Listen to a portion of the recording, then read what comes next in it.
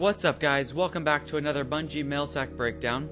This week seemed a little shorter than last week's and should be a little bit quicker, so let's just get right into it. The first question comes in from Ibex, who asks, what are some of the more tedious things that the testers have had to do, either for Halo or Destiny? And I found the first answer here to be quite interesting. It comes from Rasan Green, and he says, we had to test squad joining and host migration combinations mixed with various types of network disconnects. I don't want to have to go back into matchmaking or reform my squad because the host rage quit. Now I found this interesting for two reasons. One, he says I don't want to have to go back into matchmaking. Now from what we were told before, Destiny was supposed to have no main menu, and the matchmaking was all done behind the scenes. So this seems to conflict with that. Honestly, I'm not sure what to think, but it definitely seems a bit confusing. I mean, I think we're definitely going to have the whole behind the scenes matchmaking thing where you'll run into players just as you're going along. But this makes it sound like there's actually some kind of matchmaking lobby, so I really don't know. Now the other reason I find this interesting is because it confirms that Destiny will not have dedicated servers. The game will be hosted by one of the players, just as it is in Halo and Call of Duty and most other first-person shooters. Now I think this was already kind of assumed, but this seems more like some pretty solid proof to me. And honestly, it's a little bit of a letdown. I was hoping that Destiny might have dedicated servers. If you don't know, generally dedicated servers are going to have a lot less lag, you're not going to have black screens and disconnects and all that kind of crap. But again, the majority of first-person shooters don't have dedicated servers, so you can't really expect any different from Destiny. Now I think this means pretty flat out that Destiny is not an MMO, absolutely no way.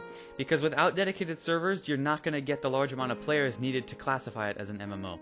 With a local host like this, there's no way you're going to get, you probably couldn't even get 30 players. And you're certainly not going to get 50 or 100. So we're definitely not going to have really large player counts in Destiny, which kind of sucks, but to be honest it should be expected. They already pretty much told us it wasn't an MMO. Now real quick, I'd like to point out the question did ask, what are some of the more tedious things that testers have had to do for either Halo or Destiny? But I definitely think this answer is referring specifically to Destiny, because he keeps mentioning squads. Squads came up twice in the answer, and Halo doesn't have squads, so I think this is definitely a Destiny related answer. Now let's move on to the next question. It comes from GPK, and he asks, what do you guys plan on showing at GDC? Now it was revealed that Bungie would be attending GDC a good while back. I made a video about it, maybe some of you have seen it. If you don't know, GDC is the Game Developers Conference, and it's coming up towards the end of this month. Anyways, the answer is, the Game Developers Conference is really more of an industry affair than a marketing venue. If that's what you're after, we've got thoughts about what we might share from the proceedings. When we last checked in with Joe and Barry, their presentation was a whopping 157 slides long, bursting with Bungie secret sauce. So that basically goes along with what I said in my GDC video, basically that GDC isn't really your standard marketing event like E3, and we're not going to be getting any regular marketing trailer out of GDC. But like the answer says, there is going to be a significant amount of footage revealed there, and hopefully they're going to share a good amount of that with us. And even if they didn't, which I'm sure they will, we'd still get a bunch of photos and stuff from other people. Moving on, this next question is very interesting.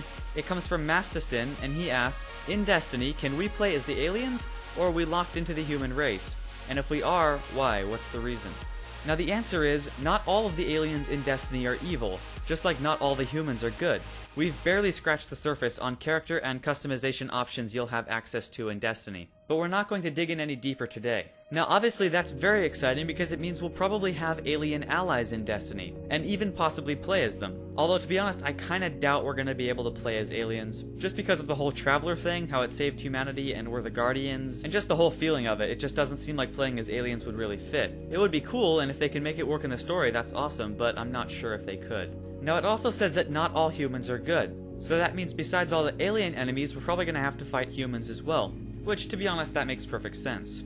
Now on to the next question, which comes from Element Zero. He asks, how big are levels in Destiny compared to the levels from your past Halo games? And the answer is, the scope and scale really don't tell half the story. At a high level, we now have what we call world teams. As the name implies, they're less concerned about the atomic levels, instead focused holistically on each world's visual themes and various destinations and activities you'll find when you set foot in an LZ.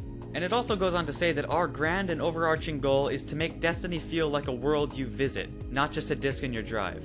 So they've already kind of touched on this a bit before, but basically they want to make sure they focus on the entire world, not just levels, which seems to support the open world idea that most people generally think Destiny will have. Rather than just having a level to load up, it's going to have an entire world to explore. Now the next question comes from Don Shibs, who asks, which planet do you guys most enjoy adventuring on and why? The first one here comes from Joe, and he says Venus. It's pretty, and I like the combatants you find there. Now, it's been hinted at that the Vex control Venus, and that seems highly likely. So that's probably what he means, although honestly we have no idea how many other aliens there might be that we just haven't been introduced to yet. Now, another answer here comes from Andrew, and he says, there's no place like home. There's some great stuff right here on Earth. It's always neat seeing a modernish era represented in archaeological ruins and relics. So I thought I'd point that one out because it shows that not all the good stuff is on other planets, that there's still plenty of cool things to do on Earth. Now, something I noticed across all of these is that they're really only talking about Mars, Venus, and the Moon. They really don't talk about any of the other planets, although it has been confirmed that we can explore derelict fleets in the rings of Saturn, and we've also seen concept art of one of Jupiter's moons. And it's been said that we'll be able to explore every planet in our solar system.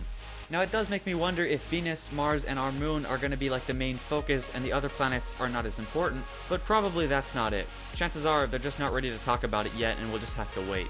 Now, another question here asks, is Destiny going to have any kind of community creation tools in it?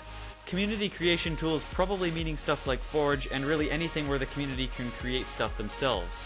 Bungie pretty much danced around the question saying the entire game will be a community creation tool. You'll be very aware of other people playing this game. On some occasions, they may save your life. Now, you could say what they're saying is completely honest, that this type of game is creating communities. However, I don't think that's what the question actually meant. Anyways, that's it for this Mail Sack breakdown. We'll have another one for you next week, and of course we'll be covering any other news that pops up in the meantime, so be sure to subscribe if you aren't already. Thank you so much for watching, and I'll see you in the next update.